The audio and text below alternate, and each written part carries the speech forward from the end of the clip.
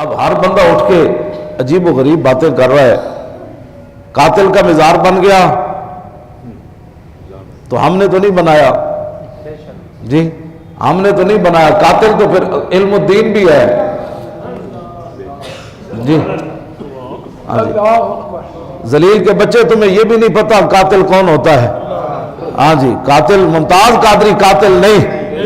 ہاں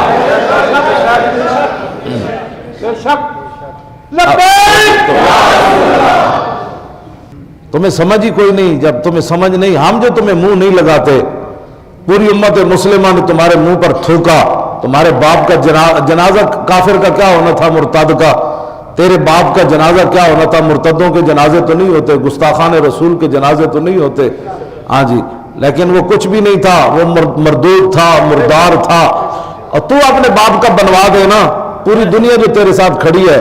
کفر تیرے ساتھ کھڑا ہے، اوباما سے پیسے تم لیتے ہو، پورا کفر تمہیں پیسہ دیتا ہے کہ اپنے باپ کو شہید کہو اور کہو کہ میرا باپ جو ہے وہ ایک غیر انسانی قانون جو ہے وہ اس کا شکار ہوا ہے۔ ذلیل کے بچے، یہ قانون اسلام کا ہے، تم تو یہ لفظ کہہ کہ کافر ہو گئے، تمہارا باپ بھی کافر، تم بھی کافر، ہاں اس نے کالا کہا، تم نے غیر انسانی قانون کہا، ان کو روکنے والا کوئی نہیں۔ تم کرسمس پر جو ہے ان کو مبارکیں دے رہے ہو تو تم تو ہو ہی ان کے ساتھ، ہم نے کوئی تمہارے ساتھ بات کی ہے؟ جب ہم تمہیں منہ نہیں لگاتے تو تمہیں کس نے کہا کہ ممتاز قادری قاتل ہے؟ قاتل نہیں ہے، وہ اس صدی کا سب سے بڑا عاشق رسول ہے۔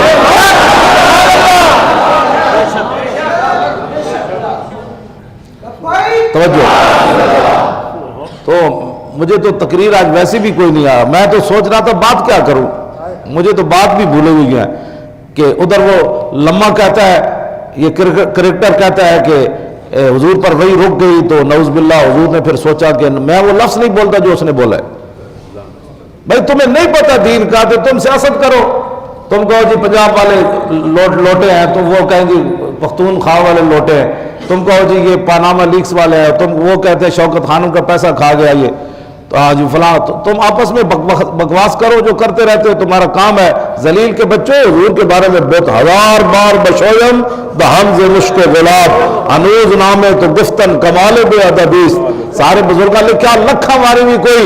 اپنا منہ اتر تو گلابا نال دھوے نا تو پھر بھی حضور کا نام لینا کمال بے ادبی دی، پھر بھی نہ لینا بے ادبی، صرف نہ لینا بے ادبی، تینوں سمجھ ہی کوئی نہیں کہ وَفَمَّ الْيَتِيمَ فَلَا تَقْهَرْ وَأَمَّ السَّائِلَ فَلَا تَنْهَرْ کا کیا مطلب ہے؟ تو ساری زندگی بلے بازیاں کرتا رہا، تو بلے سکھا، ذلیلہ تینوں کہنے کیا تو حضور کے بارے اس طرح کی گفتگو کر؟ یہ سارے کے سارے اس طرح کی گفتگو کر رہے ہیں۔ ہمارے پاس اب دعا کریں کہ اللہ تعالیٰ یا تو ہمیں طاقت دے،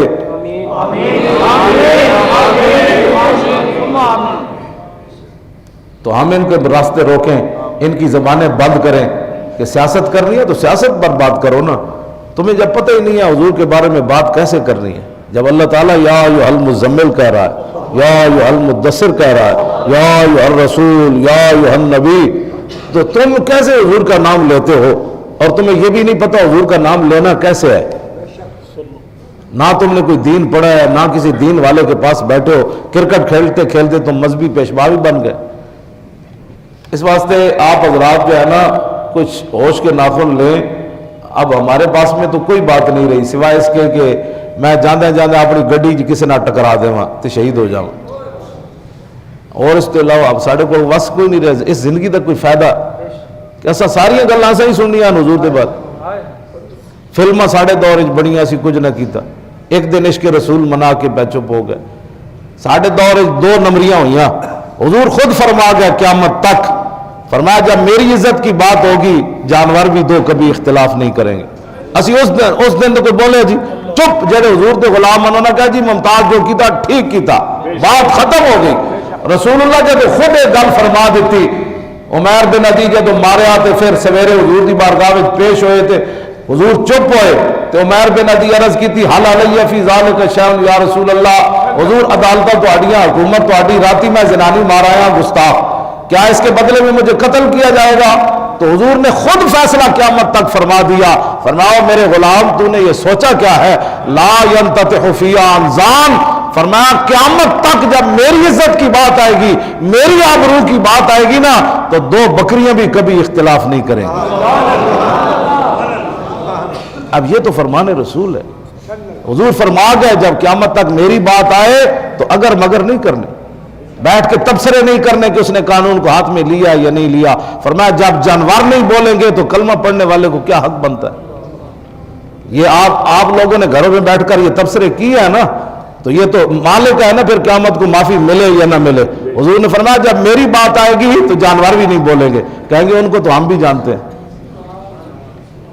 تو اب مسلمانوں کو حق کیسے پہنچتا تھا؟ یہ تو قتل کے مسئلے میں تھا نا، ناموس رسالت کے مسئلے میں حضور نے یہ فیصلہ فرمایا، باقی نہیں۔ فرمایا جب میری عزت کی بات آئے گی، دنیا میں کوئی بندہ میری وجہ، میرے خلاف بات کرنے کی وجہ سے قتل ہو جائے گا نا، تو فرمایا بے زبان بھی کہیں گے بڑا چنگا ہویا، بڑا چنگا ہویا، بڑا چنگا ہویا، اے بہت اچھا ہویا، اے اس قابل سی، انہیں رسول اللہ کے خلاف گل کیوں کی۔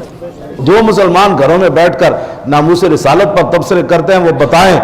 کہ قیامت والے دن اور دنیا میں حضور کو کیا منہ دکھائیں گے۔ حضور نے جب اس پر فیصلہ بند کر دیا قیامت تک کہ بے زبان نہیں بولیں گے، تو زبان والے کو کس نے اجازت دی؟